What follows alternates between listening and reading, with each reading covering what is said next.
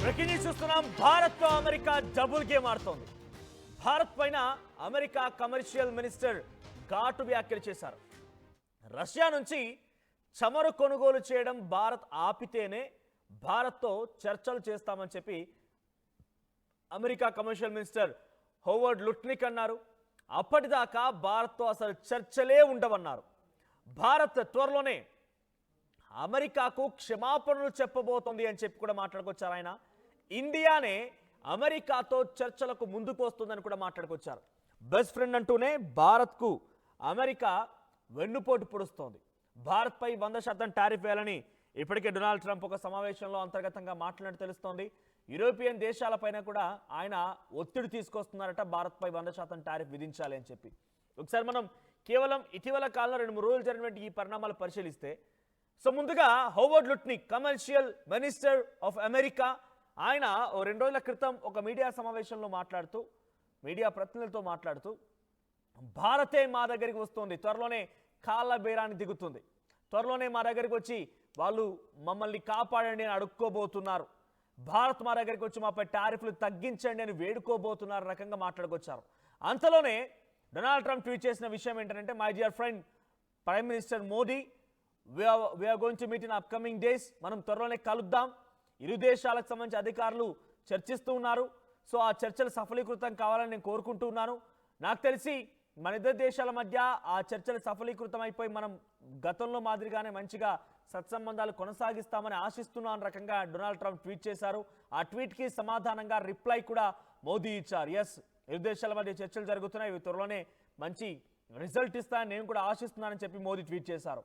ఇదిలా జరిగిందే లేదో, నిన్న మళ్ళీ హోవర్డ్ లుట్నిక్ కమర్షియల్ మినిస్టర్ మళ్ళీ ఒక మీడియా సమావేశంలో మీడియా ప్రతినిధులతో మాట్లాడుతూ, ఒక ఇంటర్వ్యూలో ఆయన మాట్లాడుతూ ఏం చెప్పారంటే, ఎస్, భారతదేశం చమురు కొనుగోలును ఆపేస్తేనే, అంటే రూట్ మార్చారు. గతంలో మా దగ్గరికి వస్తుంది, మాకు మోకరిల్లిపోతుంది, మా ముందే వాళ్ళు మాకంటే ముందు వాళ్ళే అప్పీల్ చేస్తున్నారు, మాతో కలవండి, మాతో భేటీ అవ్వండి, మాతో చర్చలు జరపండి అని చెప్పి భారత ముందుకు వస్తుందని చెప్పి మాట్లాడినటువంటి హోవర్డ్ లుట్నిక్ ఇప్పుడు ఏమంటున్నారంటే, ఎస్, మేమిద్దరం కలిసి మాట్లాడుకోవడానికి సిద్ధమైపోయాం, మేమే ఈ భారత్ దగ్గరికి వెళ్తున్నామని ఒప్పుకుంటూనే ఓ కండిషన్ ఏం పెడుతున్నారంటే, రష్యా దగ్గర నుంచి భారత్ చమురు కొనుగోలు చేయడం ఆపాలి, రష్యా నుంచి భారత్ చమురు కొనుగోలు చేయడం ఆపితేనే మేము భారత్ పైన టారిఫ్ని ఎత్తేస్తాం, లేదనంటే మేము ఇంకా ఈ రకంగానే కొనసాగుతామని చెప్పి ఆయన మాట్లాడుతున్నారు.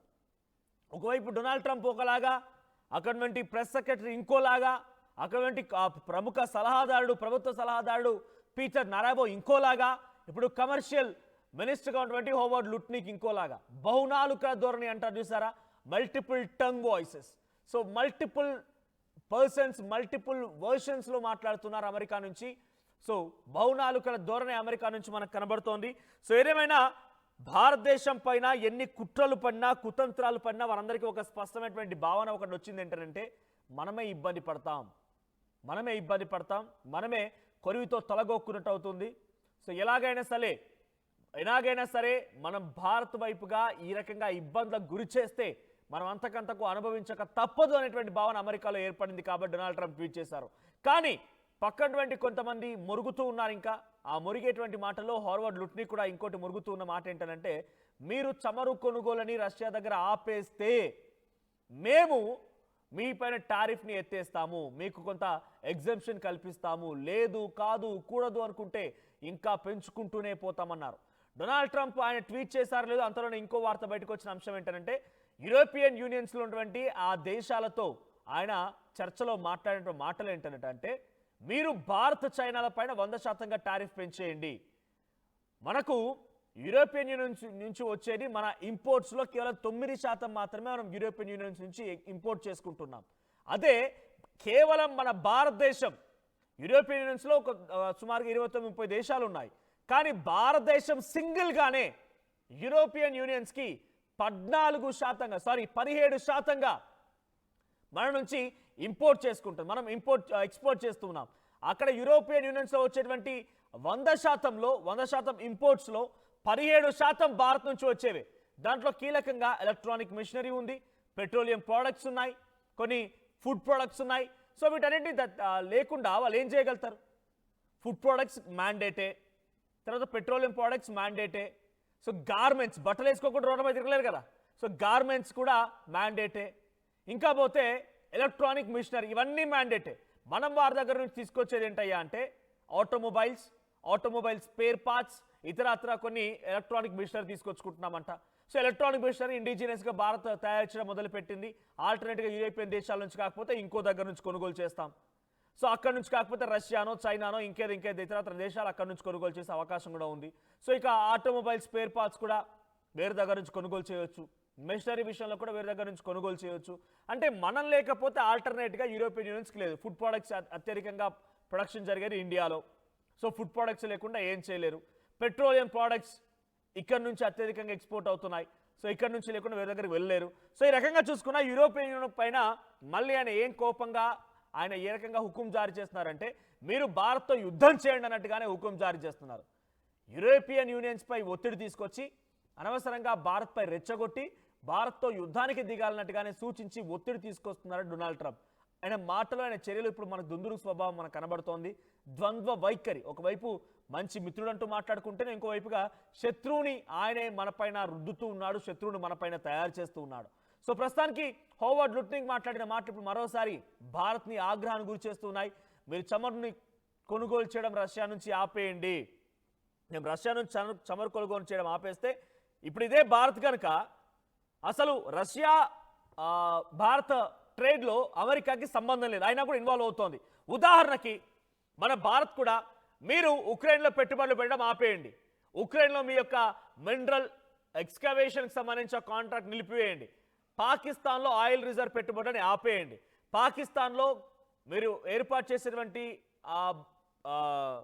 కరెన్సీకి సంబంధించి డిజిటల్ కరెన్సీకి సంబంధించి ఒక హబ్గా ఉన్నటువంటి ఆ ప్రాంతాన్ని ఆపేయండి, మీరు పాకిస్తాన్కి నిధులు నిలిపివేయండి, మీరు చైనాతో ఉన్నటువంటి ఆ ఇంపోర్ట్ అండ్ ఎక్స్పోర్ట్ ట్రేడ్ బిజినెస్ని ఆపేయండి అని భారత్ చెప్తే వింటాడా? మనం చెప్తే ఇదే రకంగా డొనాల్డ్ ట్రంప్ వింటాడా? మీరు కొనుగోలు చేయకండి, మీ కాంట్రాక్ట్లు ఆపేయడం అంటే ఆ ద్వంద్వ వైఖరితో దురహంకారంతో నేనే ఒక బాగా పెద్దవనే రకంగా ఒక పైశాచికంతో వెళ్తున్నటువంటి డొనాల్డ్ ట్రంప్ వింటాడా? మా ఇద్దరి మధ్య సత్సంబంధాలు ఎలా ఉంటాయనేది నేను చెప్పడానికి నువ్వెవడు అసలు? సో డొనాల్డ్ ట్రంప్ అనవసరంగా లేనిపోనిది ఒకటి సృష్టించి ఏదో ఒక రకంగా భారత్ని బూచిగా చూపించాలి, భారత్ తప్పు చేస్తుంది అనే రకంగా అందరిలో పోర్ట్రేట్ చేయాలని చెప్పి ఒక దురహంకారం, దుస్సాహసం, పైశాచికం, పిచ్చే తప్ప అంతకు మించి ఏం లేదు.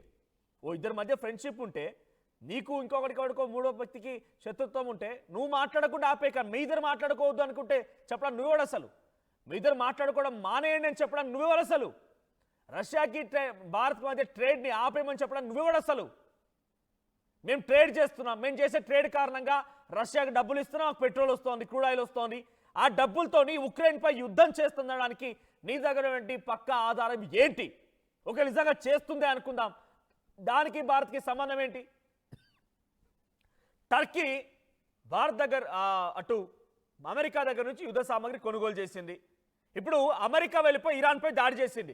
టర్కీ మీ దగ్గర యుద్ధ సామాగ్రి కొనుగోలు చేయడం మూలంగా మీ దగ్గర ఆర్థిక వనరులు పెరిగాయి, ఈ ఆర్థిక వనరులతోనే మీ ఇరాన్పై దాడి చేస్తారంటే ఏమైనా పొంతనుందా? పిచ్చితనం కాకపోతే ఇది. దీనికి డబ్బులు ఇస్తున్నా, ఆ డబ్బులు ఇలా ఉపయోగించుకుంటావు, నీ కర్మ, నీ దౌర్భాగ్యం, నీకు నీ ఇష్టం, నీ స్వేచ్ఛ అది. అంతేగాని మేము ఇచ్చే డబ్బులు మొత్తం యుద్ధానికే పోతున్నాయని చెప్పి అనవసరంగా ఈ పిచ్చి ప్రేలాపన, ఈ పిచ్చితనం ఏంటో అర్థం కావడం లేదు. నిజంగా డొనాల్డ్ ట్రంప్ అక్కడ అధ్యక్షుడు కావాలని డొనాల్డ్ ట్రంప్ వైపు నిలబడ్డటువంటి అమెరికన్స్ ఎవరైతే ఉన్నారో వాళ్ళకి నిజంగా ప్రగాఢ సానుభూతి. ఇటువంటి ఒక మూర్ఖుడిని, ఇటువంటి ఒక దురహంకారిని, ఇటువంటి ఒక దుస్సాహసిని ఎన్నుకున్నందుకు నిజంగా అమెరికా దేశస్తులకి ఒక ప్రగాఢమైనటువంటి సానుభూతి తెలియజేయాల్సిందే. మీరు కూడా ఈరోజు ఇబ్బంది పడుతూ ఉన్నారు.